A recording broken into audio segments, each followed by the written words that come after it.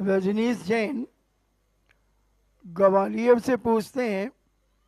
नमोस्तु महाराज जी, हमारे ऐसे कौन से कर्मों का फल होता है जब हम सामने वालों को दोषी होने के बाद भी अपने कर्म का फल मानते हैं और उन्हें कोई उत्तर नहीं देते, लेकिन फिर भी वह जीव बैर भाव और अधिक बढ़ता चला जाता है। ऐसे हम अपने भाव कैसे शांत रखें कि बैर भाव का बंध ना बंधे? दूसरे पक्ष को आप रोकने के लिए कोई अधिकृत नहीं है। अपनी तरफ से बैर भाव नहीं होना चाहिए। सामने वाला हमारे प्रति कितने भी अशुभ भाव रखे, तुम्हारा कुछ भी बिगड़ने वाला नहीं है। बिगड़ेगा उसी का। हमारे यहाँ सूत्र है, महावीर स्वामी ने कहा कि मरने वाले को नुकसान नहीं है, नुकसान मारने वाले को। मुनिराज को भी गले में सांप डाल दिया राजा सैनिक ने, तो मुनिराज का क्या बिगड़ा? मुनिराज की तो रात भर ध्यान हो गया, सामायिक हो गया। बिगाड़ तो राजा सैनिक का हुआ कि उसे नरक जाना पड़ा। इसलिए ऐसा चिंतन करना चाहिए कि कोई व्यक्ति हमारे संबंध में बुरा सोच रहा है, कोई व्यक्ति हमारा बुरा करना चाहता है, तो आप निर्णय करें आपका बुरा नहीं होगा। बुरा उसी का होता है जो बुरा सोचता है। आज प्रातःकाल के प्रवचन में कितनी महत्वपूर्ण बात आई थी। यदि किसी व्यक्ति में बुराई है और हमें बुराई दिख रही है, तो जरूर वो हमारे अंदर कोई बुराई का अस्तित्व बताती है। डाकू डाकू को पसंद करता है, साधु साधु को पसंद करता है। साधु जहां भी देखेगा उसे साधुता दिखेगी, और डाकू जहां भी देखेगा उसे डाकूता दिखती है। इसलिए सत्य को जान करके भी व्यक्ति विचार नहीं कर पाता है कि ये सत्य है, तो हमें उसको किस ढंग से डील करना चाहिए। ये हमें सोचने के लिए एक ही पॉइंट पर विचार करें कि तुम्हारा क्या बिगड़ रहा है।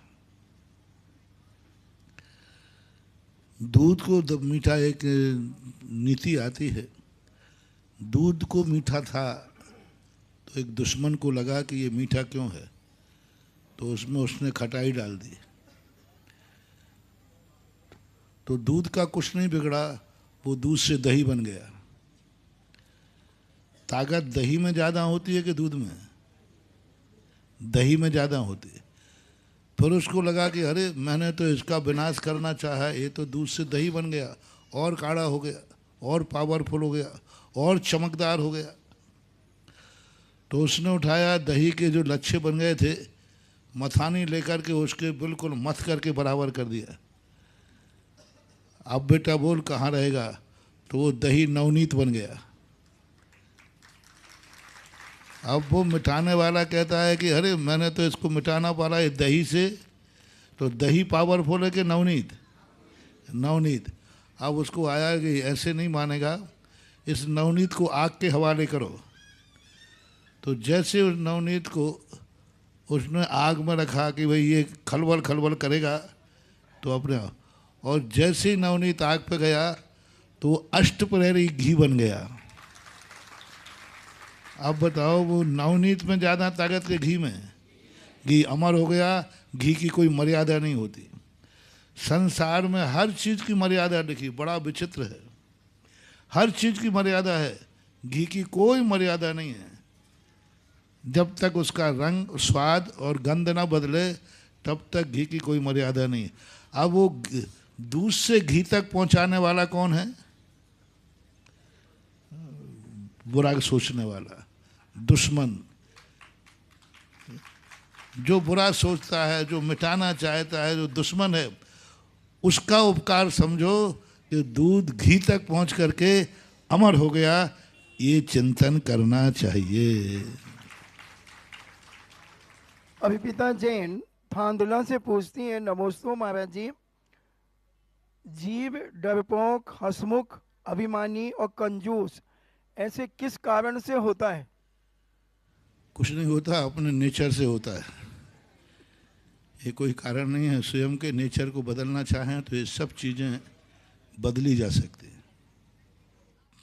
राजीव जैन शिवरात्रि अमर पाटन से पूछते हैं, नमोस्तु महाराज जी, जब मृत्यु सामने आ रही हो तो हमें क्या करना चाहिए? मृत्यु को तैयार रहना चाहिए। मृत्यु सामने आ रही हो तो मरने को तैयार रहो, बस। डर की कोई ज़रूरत नहीं। मृत्यु सामने नहीं आ रही तब तक जीने की तैयारी करो, और मौत सामने आ रही हो तो मरने की तैयारी करो। इसी का नाम बहादुर है। जो सामने आए उससे खुशी खुशी निपटने की तैयार करो। व्यक्ति तुम कभी दुखी नहीं हो पाओगे। जीने का मौका मिला है, जी रहे हैं, शान से जिएंगे, आनंद से जिएंगे, रोते रोते नहीं जिएंगे, हंसते हंसते जिएंगे। एक दिन की जिंदगी मिली है तो रोते रोते क्यों निकले? एक क्षण की भी जिंदगी मिली है तो हंसते हंसते जिएंगे, और जब मरने की बात आएगी तो हंसते हंसते मरेंगे। जब मरना ही, मौत ही सामने है। एक व्यक्ति ने पूछा, आकाश में शेर आ जाए तो क्या करना चाहिए? अरे तुम्हें क्या करना, जो कुछ करना शेर को करना है। तुम्हारे लिए तुम्हारे नमस्कार कर लेता है, वो बहादुर कहलाता है। और मौत को भी वो मान लेता है। मौत से वो डरता ही नहीं, वो कहता मैं मरता ही नहीं हूँ। जो मरेगा, मैं आपसे पूछता हूँ, आपका कपड़ा फट जाए और नया कपड़ा मिल रहा हो तो फटा कपड़ा फेंकने में आपको दुख होता है कि खुशी होती है? बस यही तो बात है। ये कपड़ा पुराना हो गया, ये फेंक रहा है, और नियम से नया शरीर मिलेगा तो आनंद की चीज़ है ना, खुशी मनाओ।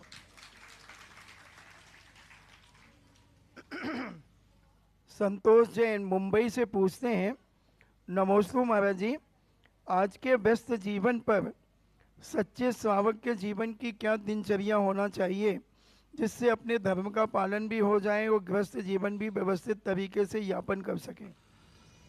आज के वर्तमान जीवन हो चाहे अतीत जीवन हो, हमारे यहाँ जो चर्या नियत की गई है उस चर्या को ही जीवन में अनुकरण करना चाहिए। चर्या हमारी कोई तुम्हारी गृहस्थी में बाधक नहीं है। मात्र थोड़ा अपने आप को संभालना है। दुनिया को अपने आचरण के अनुसार ढालो, दुनिया के अनुसार मत ढलो।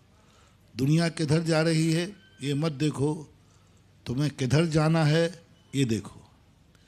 तुम ये मत देखो कि ये गाड़ी कहाँ जा रही है, ये देखो कि तुम्हें जाना कहाँ है। स्टेशन पर पहुंचकर तुम देख रहे, महाराज जी ये गाड़ी कहाँ जा रही है? तो स्टेशन मास्टर कहेगा इससे तुम्हें क्या लेना, तुम बताओ तुम्हें जाना कहाँ है। अब कोई स्टेशन मास्टर से कोई पूछे, टिकट वाले से, भाई यहाँ से गाड़ियाँ कहाँ कहाँ जाती हैं? तो टिकट देने वाले का, भाई माथा फोड़ी क्यों कर रहे हो, आप तो ये बताओ आपको जाना कहाँ। तो ज़िंदगी का सबसे बड़ा लक्ष्य होना चाहिए, दुनिया किस रास्ते पे चल रही है, हमें इसकी फिक्र ना करके हमें किस रास्ते से जाना है ये सोचना चाहिए। दुनिया मेरे संबंध में क्या सोच रही है ये सोचना बंद करो, मैं दुनिया के संबंध में क्या सोच रहा हूँ। आ रही समझ में ना? दुनिया मेरे संबंध में क्या सोच रही है, हमें इस पर ज़्यादा दिमाग नहीं लगाना। हम दुनिया के संबंध में क्या सोच रहे हैं, कोई मुझे किस नज़रिया से देख रहा है ये सोच नहीं रखना, हम किस नज़रिया से देख रहे हैं ये सोच रखना। दुनिया किस रास्तों पे जा रही है हमें क्या लेना देना है, हमारा रास्ता क्या है यह तय करना है। यही सबसे बड़ी नीति है जिसके लिए कहा जाता है बुंदेलखंड में, कुएं को मत छानो अपना लोटा छान लो, इतनी जिंदगी है। नूतन जैन दिल्ली से पूछती है, नमोस्तु महाराज जी, जब सब कुछ बर्बाद करने के बाद जब खुद बर्बाद होने लगे तब सुरक्षा के लिए माफ़ी मांगने वालों की दूरी बना के रखना चाहिए कि उन्हें क्षमा करते चले जाना चाहिए? देखो, कुटिल आदमी जो होता है वह मजबूरी में क्षमा मांगता है, लेकिन वो जब खलनायक बिल्कुल धराशायी हो जाए, लेकिन थोड़ी सी भी उसमें जान है तो वो पलट के बाहर कर ही देता है। वो पलट, और जैसे ही मर गया और जैसे हीरो आगे जाने लगा, उसमें थोड़ी सी भी जान है तो वो अंत तक कोई ना कोई बार करेगा। तो वो तो उनका नेचर होता है। बस अपनी नीति ये कहती है कि यदि वो शरण में आया है तो एक बार उसको शरण देना पड़ेगी। पृथ्वीराज चौहान ने अपने दुश्मन को मात्र एक बात पर 16 बार माफ किया, और दुश्मन ने जैसे ही हार गया, पराजित हो गया, तो वो क्षमा मांग रहा है और एक ही बात कहता था, मुंह में तिनका दबाकर कहता था, मुझे माफ करो, मैं गाय हूं। और चौहान गौभक्त थे। गाय का नाम सुनते ही तो वे मर सकते हैं, लेकिन गाय वाले को मार नहीं सकते, क्योंकि इसने कह दिया मैं गाय हूं। और वो क्या करता था, मुंह में तिनका दबाता था और कहता मैं गाय हूं, मुझे माफ करो। अब वो चारों तरफ से, अब कोई में जब 17वीं बार पृथ्वीराज चौहान को जब उसने बंदी बनाया, तो में सामने वाले ने पृथ्वीराज चौहान की दोनों आंखें निकाल दी। जिसने 16 बार माफ किया हो और दुष्ट ने एक बार भी माफ नहीं किया, तो ऐसे लोग होते हैं। लेकिन चिंता मत करो, ऐसे लोगों का ज़्यादा देर जिंदगी नहीं जीते हैं। ये तुरंत एक ऐसे अहंकार में जाएंगे। दुष्ट व्यक्ति असत्य के कभी पैर नहीं होते। ये खुद ऐसा कर्म करेगा कि उस जाल में मकड़ी स्वयं भरती है। मकड़ी मक्खी को पकड़ने के लिए जाल बुनती है, लेकिन अंत में उसी जाल में मकड़ी उसी जाल में मरती। जितनी मकड़ियां होती हैं सब उसी जाल में मरती हैं। जो दूसरों को जाल बुनते हैं वे जाल में स्वयं फंस जाते हैं, और उनको फिर कोई बचाने वाला नहीं रहता, उनको तो मौत ही होती है। ऐसे लोग ज़्यादा देर नहीं जीते अहंकार में आकर के। और क्या बोल गया, हे तीरंदाज चौहान, अब भी क्या तेरे में तीर चलाने की ताकत है? अब बोल, अब आंखें नहीं हैं तो क्या आप तीर चला सकता है? तो पृथ्वीराज चौहान कहते हैं, सत्यवान व्यक्ति आंखों से तीर नहीं चलाता है, अकल से चलाता है। आंखों से तीर नहीं चलता, अकल से तीर चलता है। तो चौहान एक मचान पे जाके बैठ गया, बोले यदि तेरी आंखों से नहीं चलता तो अब तीर चला के दिखा। वहीं पर एक साथी था पृथ्वीराज चौहान का, वो कहता, चौहान अब मत चूको, अब वो गाय नहीं कह रहा है, अब वो तिनका नहीं दबाया है, इस समय वो अहंकार की मचान पर बैठा हुआ है। उसको अपने षड्यंत्र का गर्व है कि देखा मैंने अपने षड्यंत्र में किस ढंग से फंसा लिया। तो उसका कवि कहता है, 4 बांस 24 गज, अंगुल अष्ट प्रमाण, ताऊ पर सुल्तान है, मत चूको चौहान। 4 बांस, पहले बांस एक नाप माना जाता था, 4 बांस 24 गज और अंगुल ताऊ पर सुल्तान। बस ये कहते ही हाथ को इतनी डोरी खींची कि इतनी दूर तीर चला जाए, क्योंकि डोरी जितनी खींचेगी वो तीर इतनी खींच कर गया और सुल्तान धराशायी हो गया। षड्यंत्रकारी की उम्र ज़्यादा नहीं होती, वो स्वयं अपने षड्यंत्र में मर करके एक दिन पश्चाताप करता है। देश और दुनिया में विभिन्न माध्यमों से जो भी इस कार्यक्रम को देख रहे हैं, उन सभी श्रोताओं की ओर से और यहाँ विराजमान सभी श्रोताओं की ओर से मुनिश्री के चरणों में त्रिवार नमोस्तु नमोस्तु नमोस्तु। शुल्लक जी के चरणों में इच्छामी इच्छामी इच्छामी। मत चूको चौहान।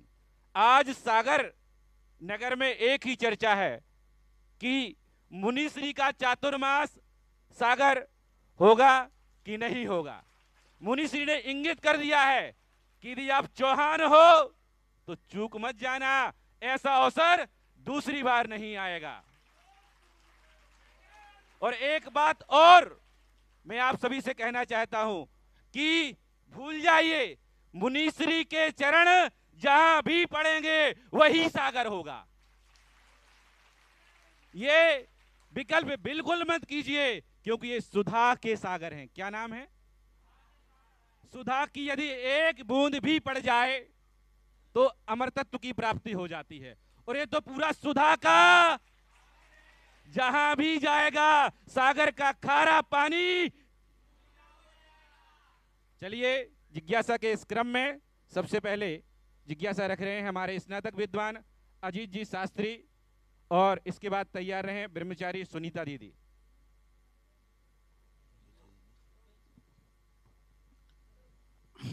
परम पूज्य गुरुदेव के चरणों में मेरे और मेरे परिवार की ओर से कोटिशः नमोस्तु नमोस्तु नमोस्तु। पूज्य शुल्लक जी के चरणों में इच्छामि इच्छामि इच्छामि। गुरुदेव, जिज्ञासा के पहले 30 सेकंड में एक पंक्ति कहना चाहता हूं कि जब से सागर नगर में आपके चरण पड़े हैं, सागर नगर की फिजाएं एक अभूतपूर्व ही रंग दिखा रही हैं। और ये बात सिर्फ किंवदंती या कहने में नहीं आ रही है, बल्कि साक्षात देखने में आ रही है कि सबसे पहले खेलते हो और खाते हुए आनंद लेते छोटे छोटे 3-4 साल के बच्चे जब आनंद में गुनगुनाते थे तो कहते थे जॉनी जॉनी यस पापा और ट्विंकल ट्विंकल लिटिल स्टार।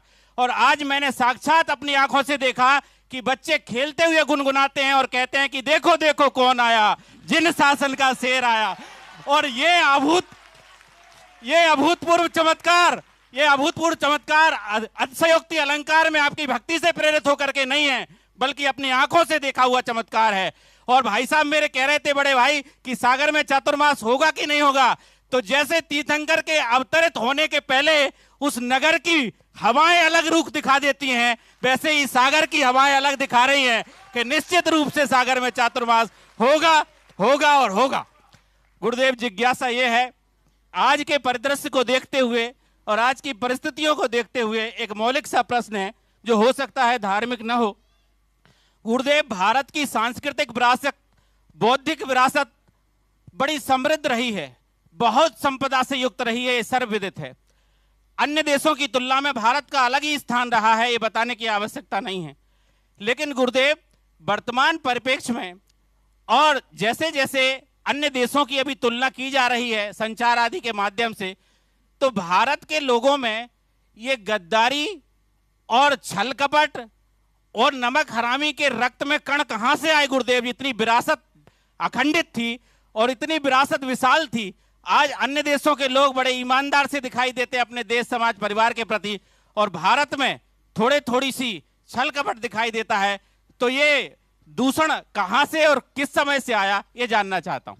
ऐसी बात नहीं बाबू, विदेशों की जो परिवार के प्रति, अपनों के प्रति जो आत्मीयता है, ये पशुओं के समान है। जैसे पशु अपने बेटे से प्रेम करता है और बेटा भी पशु से प्रेम करता है तभी तक जब तक उसका स्वार्थ होता है। पशुओं में आपने देखा कितना प्रेम होता है, और बच्चा भी माँ से प्रेम करता है, लेकिन वो वहाँ तक स्वार्थ होता है। भारत देश का आज भी नमूना है कि आज भी परिवारवाद है, आज भी आत्मीयता है। मैंने एक दिन सभा में से हाथ उठाया था।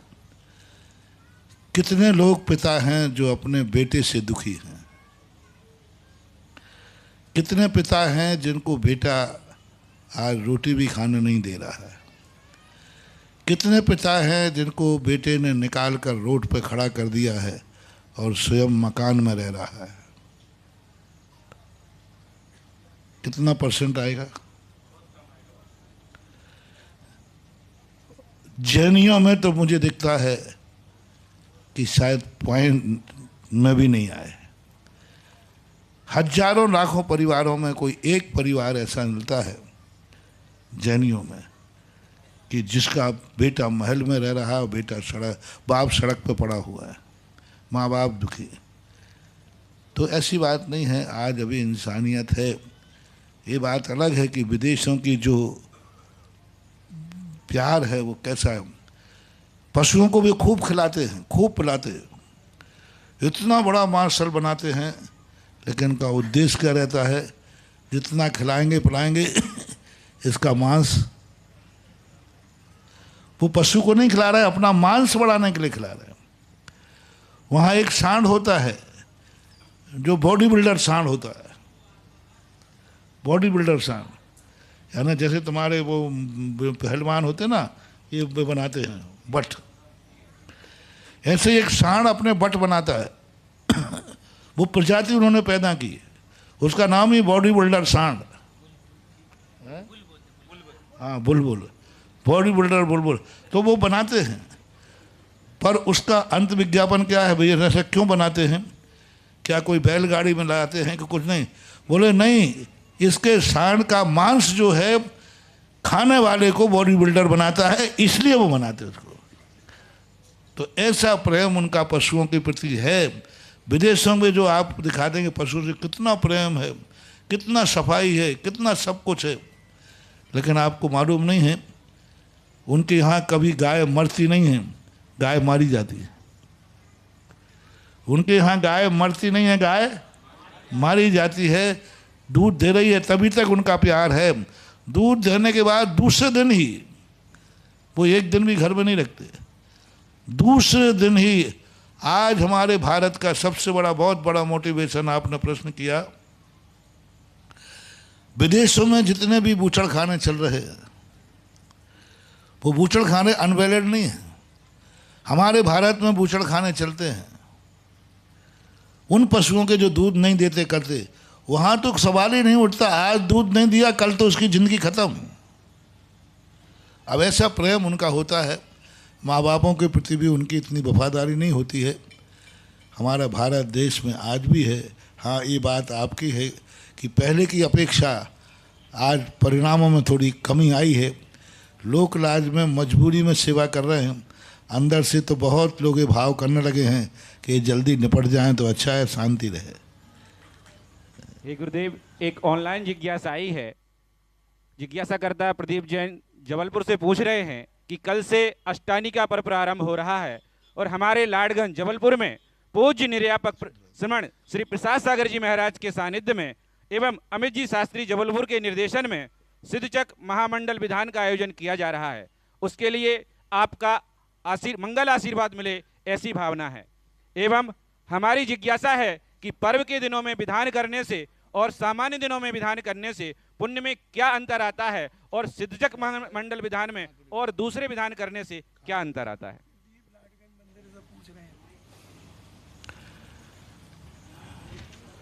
विधान जो है अपने आप में, जब भी अष्टान का पर्व में काल के अनुसार विधान होता है, अच्छा होता है, काल मंगल भी होता है। आशीर्वाद।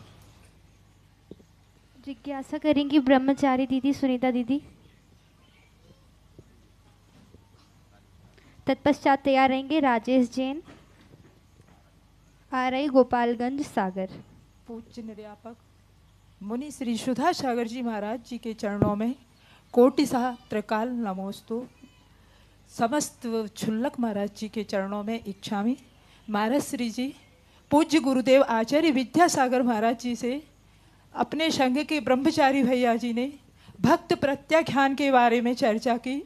तो भाई भक्त प्रत्याख्यान क्या कहलाता है, और हमारे गुरुदेव का जो समाधि मरण हुआ तो 3 मरणों में से कौन से मरण के अंतर्गत आएगा? भक्त प्रत्याख्यान के अनेक रूप बनते हैं। भक्त यानी भोजन भी होता है और भक्त यानी शिष्यों का विभाजन भी होता है।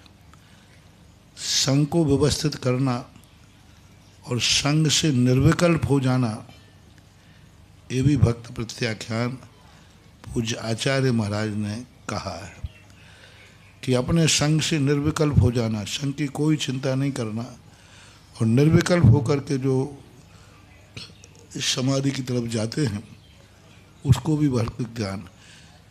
शास्त्रों में भक्त प्रत्याख्यान भोजन को भी लिखा है, शरीर को भी लिखा है। इससे आपको ममत्व को हटा देना, भोजन का त्याग करना, शरीर के पे भी ममत्व भाव त्याग करना, आदि आदि कई बातें आती हैं। अब वो जिस विवक्षा के अनुसार लिया जाए वो उसी विवक्षा के अनुसार अपन उसको ले सकते हैं। कंकड़ पत्थर धरती अंबर, कंकड़ पत्थर धरती अंबर देख रहे हो करके मौन, नहीं देखता पथ छलों को, चले निरंतर पथिक ये कौन। धूप बिचारी बड़ी अचंभित, धूप बिचारी बड़ी अचंभित, विस्मय भर बोली कर जोर। इन सब दूजा नहीं तपस्वी, इन सब दूजा नहीं तपस्वी, देख आई मैं चारों ओर, देख आई मैं चारों ओर। जिज्ञासा करेंगे राजेश जैन गोपालगंज, तत्पश्चात तैयार रहेंगे मास्टर भरतेश जैन। गुरुदेव नमोस्तु नमोस्तु नमोस्तु। शुल्लक जी को इच्छामी इच्छामी इच्छामी। गुरुदेव, हम और मैं दो शब्द हैं। हम का अर्थ सब मिलकर और मैं का अर्थ अहंकार की घोषणा। प्रतिस्पर्धा इन दोनों शब्दों में बहुत पुरानी है, इस चक्कर में इनमें लड़ाइयाँ भी हो जाती हैं। गुरुवर, जब मैं अंगड़ाई लेता है तो हम की व्यवस्था तार तार हो जाती है। गुरुवर, हम जीवन में मैं को गलाने का क्या उपाय करें? मैं को गलाने का एक ही उपाय है, यदि सामने वाला भी मैं पे उतर आया तो फिर मैं के अलावा कुछ नहीं बोल पाओगे। जैसे मैं की शब्द मैं सोच रहा हूँ कि मैं, और कल के दिन जब विषयवत आई तो सामने वाले ने यदि उसने भी कह दिया मैं, तो फिर मैं मना ही बनना पड़ेगा। इसलिए हमेशा ये सोचना चाहिए कि मैं अपने आप को मैं मान रहा हूँ, काश सारी दुनिया में बन जाएगी तो कल मेरा क्या होगा। एक सेठ जी थे, वो हमेशा कहते थे मैं, और वो किसी की लकड़ी में नहीं जाते थे। बोले मैं सेठ हूँ, मैं नगर का सबसे बड़ा आदमी हूँ, मैं क्यों किसी की लकड़ी में जाऊँ, किसी से व्यवहार करूँ। एक दिन उनकी सेठानी मर गई, और सेठानी हैवी थी, वो अकेले उठा नहीं सकते थे, और पूरे नगर ने कहा सेठ जी आप तो मैं हो और हम लोग भी मैं हैं, हम क्यों, जब आप किसी की लकड़ी में नहीं गए तो आपकी लकड़ी में कोई नहीं आएगा। अंत में सेठ जी को मैं छोड़ करके हम पर आने पड़ा, तब सेठानी की अर्थी निकली। तो यह सोचना चाहिए हमेशा कि मैं अपने आप को सोच रहा हूँ, काश यदि दुनिया मैं पे उतर आएगी तो फिर दुनिया का क्या होगा। इसलिए ऐसा चिंतन करने से हम पे उतरे तो दुनिया भी हम पे ही रहेगी। लालू का एक बहुत अच्छा पॉइंट था, ये बिहार की भाषा होती है ज़्यादातर। लालू जब भी बोलता था तू, और अपने को बोलता था हम कह रहे हैं। अपने को क्या बोलता था, हम कह रहे हैं, और दूसरे को बोलता तू कह रहा है। तो उनकी एक भाषा का एक अलग रूप बन जाता है। तो हमारे लिए हमें भी अपने आप को हम बोलना चाहिए, हम ऐसा कर रहे हैं, ऐसा मान। जिज्ञासा करेंगे मास्टर भरतेश जैन, तत्पश्चात तैयार रहेंगे श्रीमती कल्पना जैन शास्त्री। हे महाराज श्री जी, मेरे परिवार, मेरे दादू एवं ललितपुर की जैन समाज की तरफ से बार बार नमोस्तु नमोस्तु नमोस्तु। महाराज श्री जी, मेरी आपसे यह जिज्ञासा है, जिस भक्त के गुरु की चाल हाथी जैसी और बोली शेर जैसी हो, महाराज श्री जी उस गुरु के भक्त को कैसा होना चाहिए?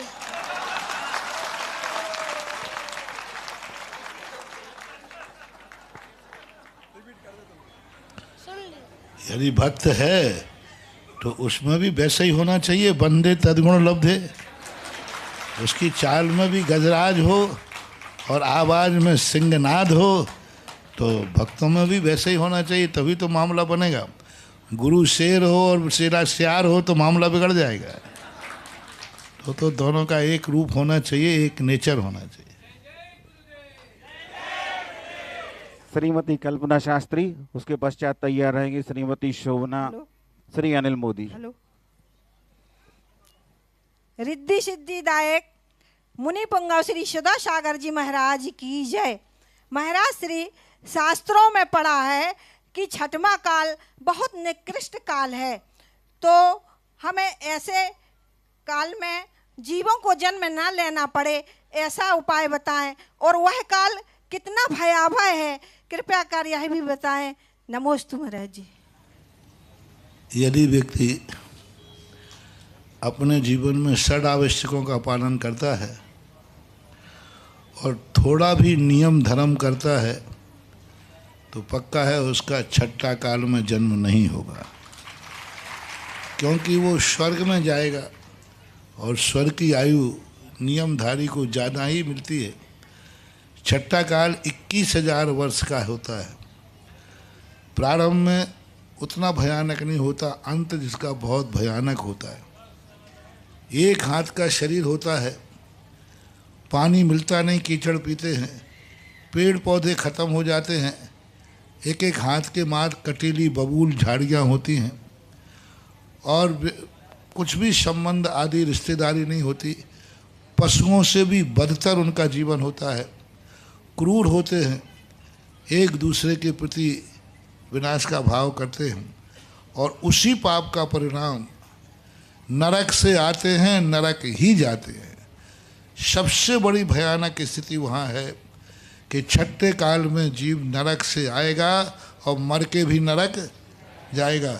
ये सबसे कोई मौका नहीं है, कोई चॉइस नहीं है तरने की, नियम ही है कि वो नरक से आया और नरक ही उसको जाना है।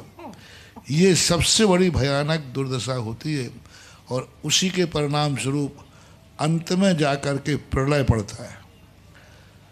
और वो जो प्रलय पड़ता है 7 दिन तक वर्षा होती है, आग की, जहर की, कीचड़ की, पत्थरों की, उसमें सब कुछ विनाश हो जाता है, सब कुछ विनाश हो जाता है।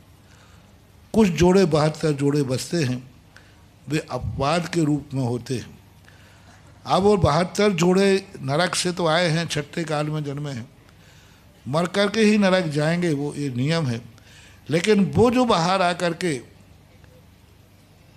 जो उस समय पंचम काल लग चुका होगा, तो उन जीवों के यहाँ जो जीव जन्मेगा वो जरूर नरक से आया हुआ होगा, लेकिन पंचम काल शुरू हो जाने से स्वर्ग जाएगा। छठे काल के अंत में कुवृष्टियाँ होंगी और दूसरे दिन से ही पंचम काल के प्रारंभ में 7 सुवृष्टियाँ होंगी। ऐसी एक व्यवस्था है। शोभा जी अनिल मोदी, इसके पश्चात तैयार रहेंगे श्री विनीत मोदी जी। मेरे गुरुवर, मेरे आराध्य के श्री चरणों में त्रिवार नमोस्तु नमोस्तु नमोस्तु। चुल्लक जी को इसमें इतना और सुधार कर लेना, ये जो छठे काल की व्यवस्था हमने बताई, ये मात अवसर्पणी काल की जानना। उत्सर्पणी काल के अंदर थोड़ी व्यवस्था अलग है। उत्सर्पणी काल में, अवसर्पणी काल में ये विनाश की लीला होती है। उत्सर्पणी काल का जो छठा काल आएगा उसमें भी सुभिक्ष होना शुरू होता है, सुवृष्टियाँ शुरू होती है। क्योंकि अभी जो आना है छठे काल के बाद छठा काल आएगा, वो छठा काल अवसर्पणी काल का बनेगा और ये छठा काल जो है अवसर्पणी काल का, अवसर्पणी काल का छठा काल विनाशक है। उत्सर्पणी का छठा काल जो है शुरुआत अच्छे से होती है, उन 72 जोड़ों से शुरू होती है और फिर आगे बढ़ती जाती है। उस छठे काल की नियत में ये नहीं है कि वो नरक से आएंगे नरक जाएंगे, ये अवसर्पणी काल के छठे काल की ही नियत जानना चाहिए। विनीत मोदी और उसके पश्चात तैयार रहेंगे इंजीनियर विनोद जी भोपाल। नमोस्तु गुरुदेव, इच्छामी महाराज श्री। सुधा अमृतपान हम प्रतिदिन करते हैं, लेकिन कभी कभी यह अमृत महाराज श्री कंठ में जाते जाते कड़वा लगता है, तो क्या अमृत कड़वा होता है कि हमारे कंठ में खराबी? तुम्हें मलेरिया बुखार हो गया है, ठीक कराओ। और मलेरिया बुखार के अंदर मुंह कड़वा होता है तो उसे कड़वी दवाई ही देना पड़ेगी, कुनैन का पाउडर उठाना पड़ेगा जो कड़वा होता है। हाँ, कर्म में डसे, जब सांप डसता है तो मीठा भी कड़वा लगता है। कर्म डसे तब जानियो जिनवाणी न सुहाए, सांप डसे तब जानियो सुख से नीम चबाए। शोभना जी आप रह गई थी जिज्ञासा करने के लिए, आप अपनी जिज्ञासा रखें। उसके पश्चात इंजीनियर श्री विनोद जी जो कि भोपाल से पधारे। आप अपनी जिज्ञासा रखें। गुरुवर के श्री चरणों में मेरे परिवार की तरफ से त्रिवार नमोस्तु नमोस्तु नमोस्तु। हे गुरुवर, मेरी जिज्ञासा है, तीर्थंकर के चिन्ह वाली जीव कितनी लाख योनियों में गर्भित हो सकते हैं? तीर्थंकर के चिन्ह वाले जीव कितनी लाख योनियों में गर्भित हो सकते हैं? प्रश्न ही कुछ ठीक नहीं, कितने लाख योनियों में? जी महाराज जी, जिन सरस्वती में क्वेश्चन दिया है ऐसा कोई अलग से आगम नहीं है। योनि 84 लाख योनियां होती हैं। अब 84 लाख योनियों में तीर्थंकर की योनियों के लिए ऐसा कोई वर्णन अलग से? तीर्थंकर के चिन्ह वाला जीव जो चिन्ह है ना, तीर्थं- आदि है वो। चिन्ह आदि उसके संबंध में भी आगम में कोई चर्चा नहीं है कि वो कितनी योनियों वाला होता है। बस जन्म के संबंध में जरूर तीर्थंकर का मिलता है कि उनका जन्म माता की कूर्म योनि से होता है। वो 84 लाख वाली योनि नहीं है। और शेर आदि के तो जानवरों का कोई भी नहीं, उससे तो कोई किसी पर्टिकुलर नाम का जानवर थोड़ी चिन्ह में है। वो तो एक आकृति है चिन्ह की, रेखाओं के द्वारा बनी रहती है। पर्टिकुलर कोई जानवर नहीं है जिसका कोई योनि निश्चित की जाए। वो तो जानवर तो सब जानवर हैं, शेर की आकृति मानना चाहिए ऐसा। नमोस्तु गुरुवर। इंजीनियर विनोद जी, उसके पश्चात तैयार रहेंगे श्रीमती साधना। पूज्य निरापक मुनि श्री सुधा सागर जी महाराज के चरणों में सादर नमोस्तु नमोस्तु नमोस्तु। किसी ने यदि प्रश्न पूछा हो तो उसको ये जवाब दे सकते हैं, क्योंकि वहाँ त्रियंश 2 प्रकार के त्रियंश हैं। चिन्हों में 2 प्रकार के त्रियंश हैं। एक इंद्री भी त्रियंश है वहाँ, कल्प वृक्ष। दूसरा वहाँ पर चिन्ह है शंख, वो 2 इंद्री है। तीसरा त्रियंश है 3 इंद्री और 4 इंद्री कोई चिन्ह नहीं है। तीसरा त्रियंश है संगी पंचेंद्री। तो संगी पंचेंद्री त्रियंश की योनियाँ शास्त्र में कही गई हैं। तो संगी पंची त्रियंश की जितनी योनियाँ होती हैं, जितने लाख योनियाँ होती हैं, उतना लाख का उत्तर हो सकता है। 2 इंद्री की योनियाँ दी गई हैं, तो 2 इंद्री की संख्या की उतनी योनियाँ बता सकते हैं। 1 इंद्री जीव आया है वृक्ष, तो उसकी योनियाँ आप दे सकते हैं कि एक वृक्ष की, वनस्पति की कितनी योनियाँ होती हैं। इस प्रकार का द्रावणी प्राणायाम करके प्रश्न का उत्तर दिया जा सकता है। देव के चरणों में बारंबार नमोस्तु नमोस्तु नमोस्तु नमोस्तु। गुरुदेव, मेरा प्रश्न एक 8 साल के मेरे नाती बच्चे का है, और यह अंग्रेजी माध्यम से पढ़ने वाले सभी बच्चों का प्रश्न भी हो सकता है। उसका प्रश्न ये है गुरुदेव कि मुझे घर से स्कूल भेजा जाता है और कहा जाता है इंग्लिश मीडियम स्कूल में तुम्हें पढ़ना है, और इंग्लिश मीडियम स्कूल में पढ़ने के बाद में फिर यह भी बोला जाता है कक्षाओं में कि तुम इंग्लिश में ही बात करो। अब गुरुदेव, जहाँ हमारे आचार्य श्री ने आदेश दिया है, निर्देश दिया है, हम सभी मानते हैं, हम सभी भारतवासी हैं और हम सबको हिंदी भाषा का उपयोग करना चाहिए, तो हम किस भाषा में बात करें और किस भाषा में माध्यम में उपयोग करें? उसका छोटा सा दूसरा प्रश्न और है कि गुरुदेव, शांति धारा भगवान के मस्तक पर होना चाहिए या यंत्र जी पर?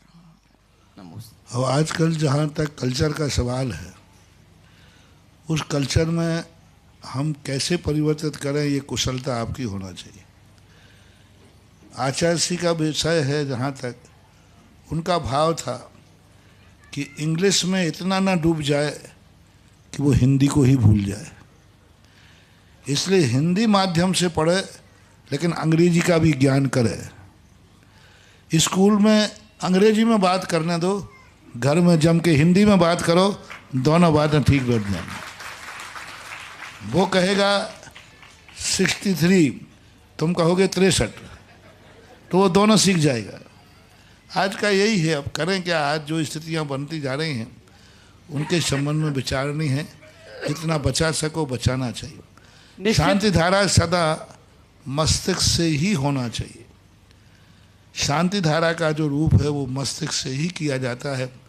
अब किसी प्राचीन मूर्तियों में या बड़ी विशाल मूर्तियों में हम मस्तक तक नहीं पहुंच सकते हैं तो चरणों में भी की जा सकती है, कई बड़ी मूर्तियों में की जाती है, कोई बाधा नहीं। जैसे अपने कुंडलपुर जी में चरणों में ही प्रतिदिन अभिषेक शांति धारा होती है, क्योंकि ये व्यवस्था है। तो व्यवस्था के अनुसार चरणों में अथवा बन सके तो मस्तिष्क में, छोटी मूर्ति में तो मस्तिष्क पे ही करते हैं ऐसा।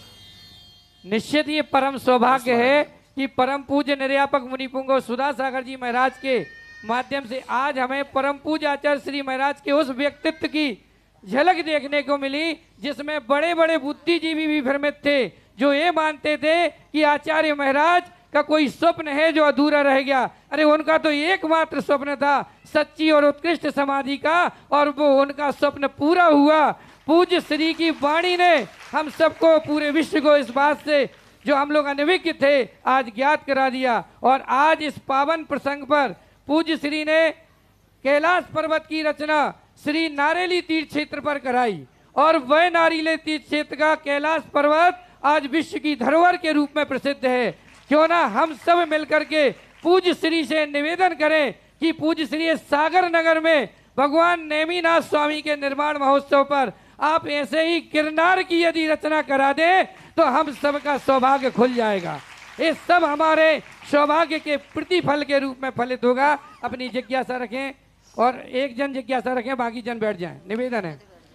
और पुरुष वर्ग से मुनि श्री सुधा सागर महाराज के चरणों में नमोस्तु। पहले ही कहा सभी ना, क्षुल्लक जी, मेरा कोई एजेंडा नहीं होता।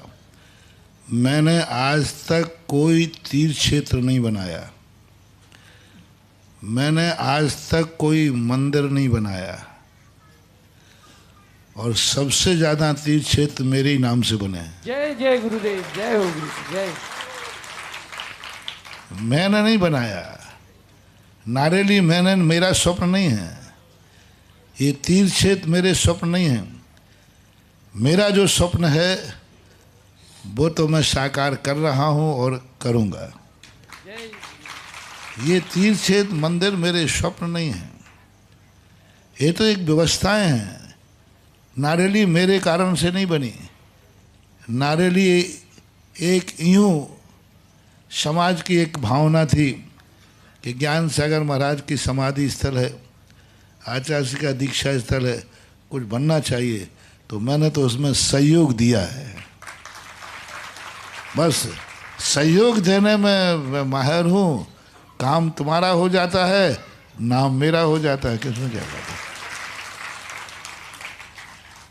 चलिए अपनी जगह, बाकी लोग बैठ जाए, निवेदन है। मुनि श्री सुधा सागर के चरणों में, मुनि श्री सुधा सागर जी महाराज के चरणों में नमोस्तु। सभी क्षुल्लक जी के चरणों में एक पूरा समस्त सूदवाल परिवार की ओर से नमोस्तु। मुनि श्री, मुनि श्री, संसार में अधिकतर लोग मायावी और चालाक होते हैं, उसमें मैं स्वयं भी हूँ, और उन सब के अपने आप के लिए बुद्धिमान और चतुर मानते हैं। ऐसा क्यों है गुरुजी?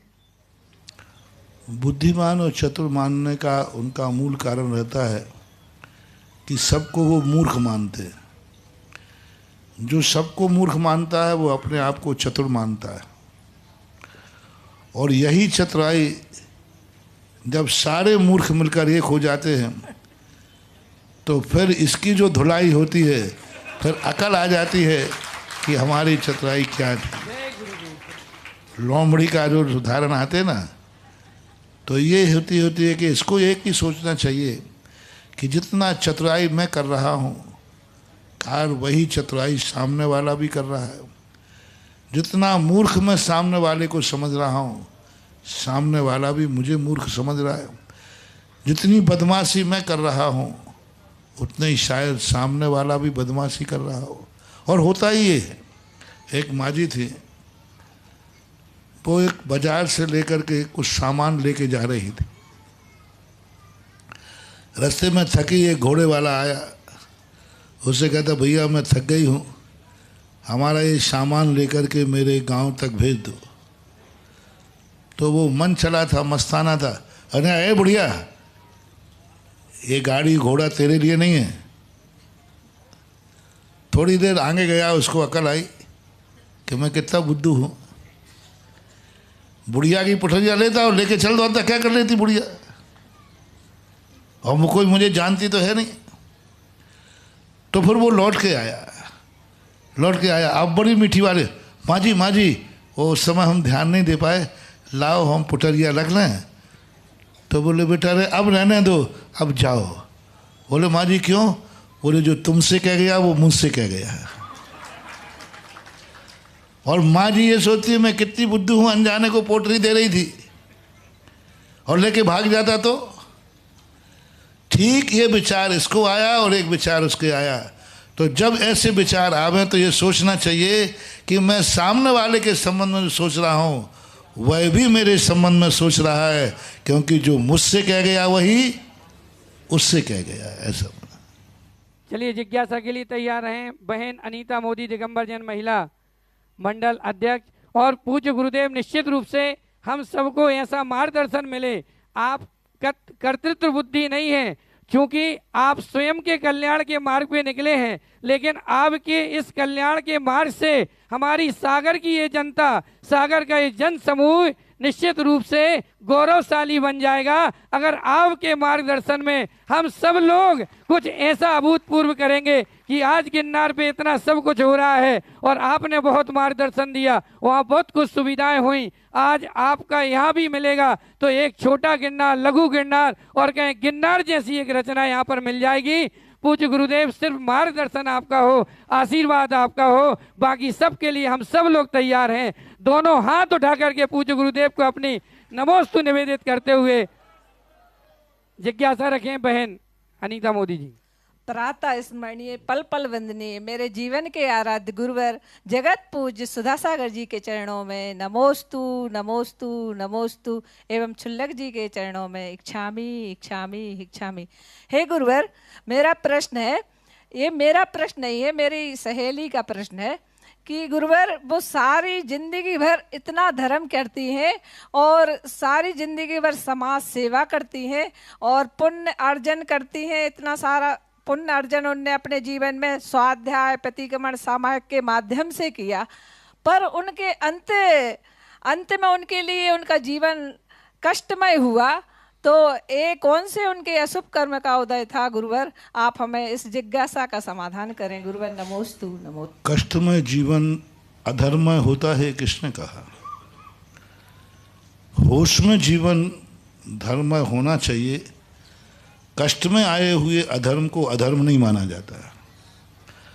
होश में आते समय व्यक्ति को अभक्ष नहीं कहना चाहिए।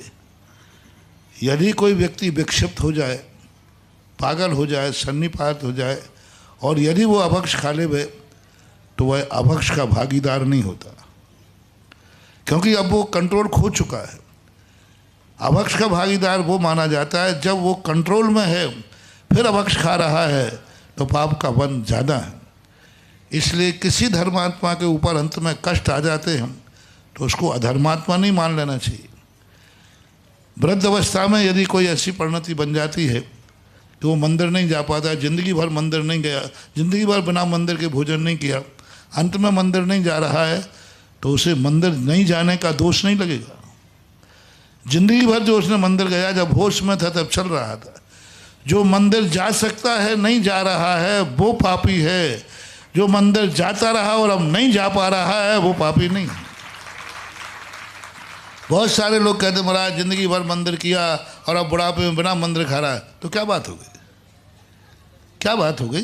कोई नहीं खा रहा, वो बिना मंदिर के खा रहा है तो भी उसे मंदिर जाने का पुण्य लग रहा है, क्योंकि वो मजबूर है। भाव से तो जाना चाह रहा है लेकिन शरीर से नहीं जा पा। ऐसे भी और व्यवस्थाओं में समझना, अंत में जब व्यक्ति का कंट्रोल अपने आप पर नहीं रहे उस समय जो शिथिलाचार आता है, उस शिथिलाचार को मूल शिथिलाचार में नहीं लिया गया। एक होश में बुद्धिपूर्वक शिथिलाचार कर रहा है और एक बेहोशी में असमर्थ होकर कर्म की विडंबना के कारण शिथिलाचार कर रहा है। वो शिथिलाचार बहुत नगण्य है। इसलिए तत्वार्थ सूत्र में कहा ज्ञाता ज्ञात, ज्ञात और अज्ञात दोनों चीज़ों पर ध्यान रखना चाहिए। पूज्य आचार्य महाराज सहा कहते थे कि सम्यक दर्शन सोते समय नहीं होता है, लेकिन सोते समय सम्यक दर्शन रह तो सकता है।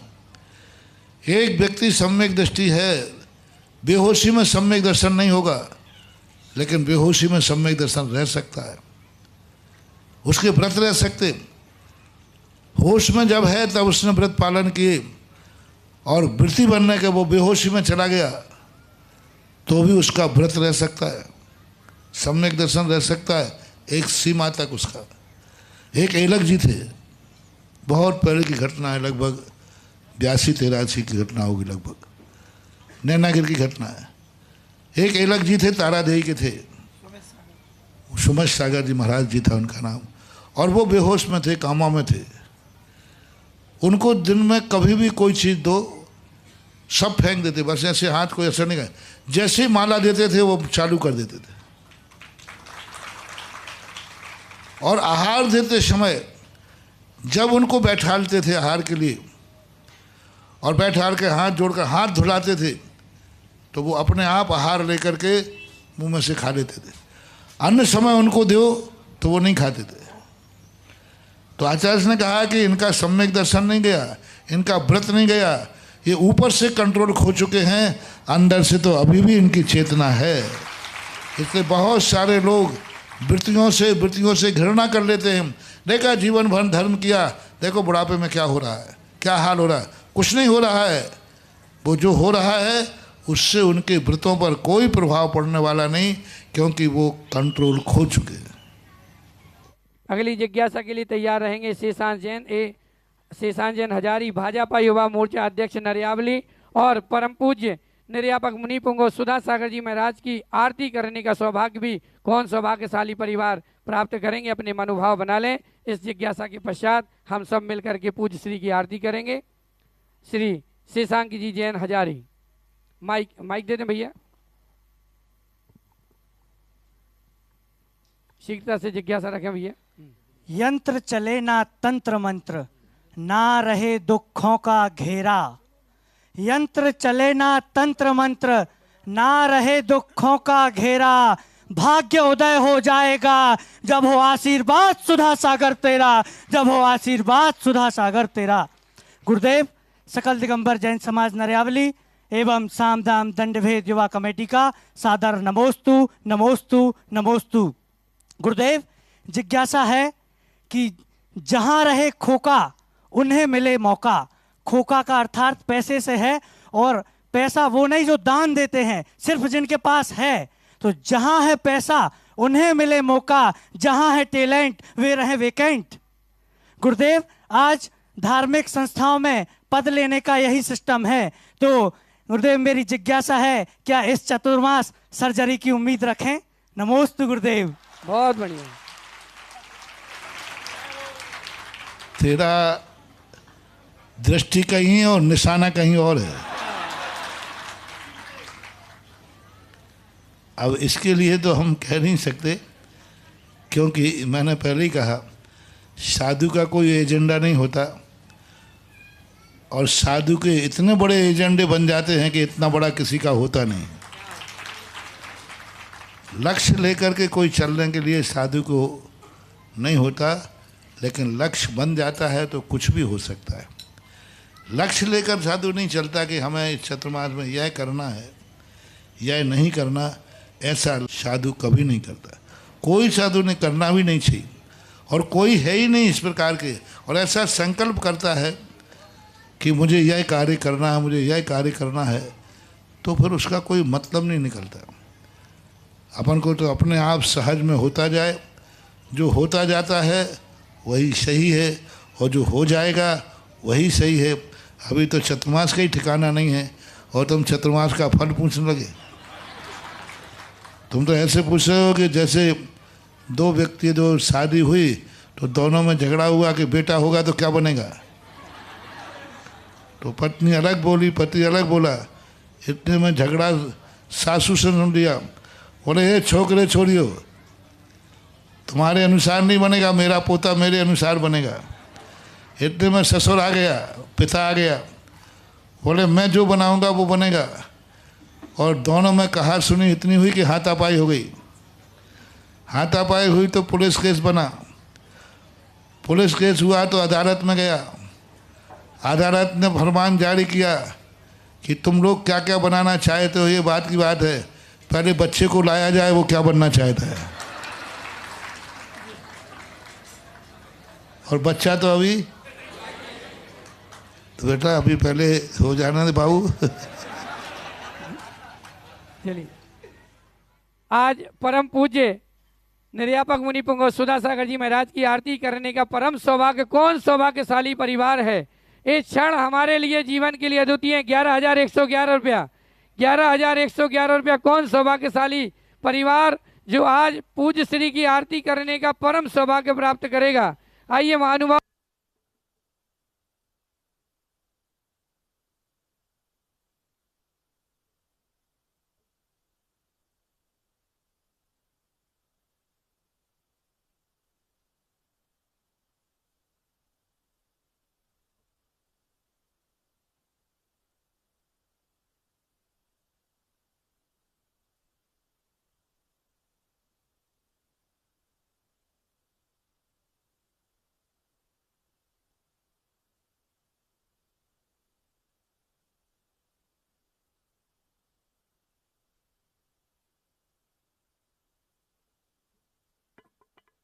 का आशीर्वाद मिल गया तो हमारी तो बल्ले बल्ले हो ही जाएगी। और फिर आरती करने में हमारा नंबर आ पाए या ना आ पाए, आज सौभाग्य मिला है। आइए, 11,111 रुपया एक, 11,111 रुपया दो, 11,001, हाँ बोलिए, 15,115 रुपया, 15,115 रुपया एक, 15,115 रुपया दो, 15,115 रुपये, 2.5 पौने 3। जो परिवार इस सौभाग्य प्राप्त कर रहे हैं आगे की ओर आ जाए निकल करके। 15,115 रुपये एक, 15,115 रुपये दो, 15,115 रुपये, 2.5 पौने 3। और ये अंतिम घोषणा किसी और महानुभाव के भाव है तो हमें बता दीजिए। 15,115 रुपये एक, 2, 2.5 पौने 3। चलिए, 15,115 रुपये एक, 2, 2.5 पौने 3 और ये 3। नाम बताइए भैया, पीछे से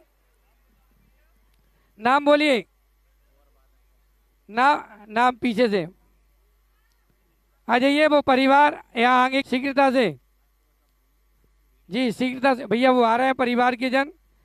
भैया थोड़ा स्थान दें उस परिवार को जिसने सौभाग्य प्राप्त किया है, उनका नाम हम तक भेज दें। आइए,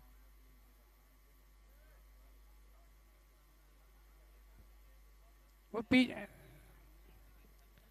चलिए पीछे शीघ्रता से आ जाए।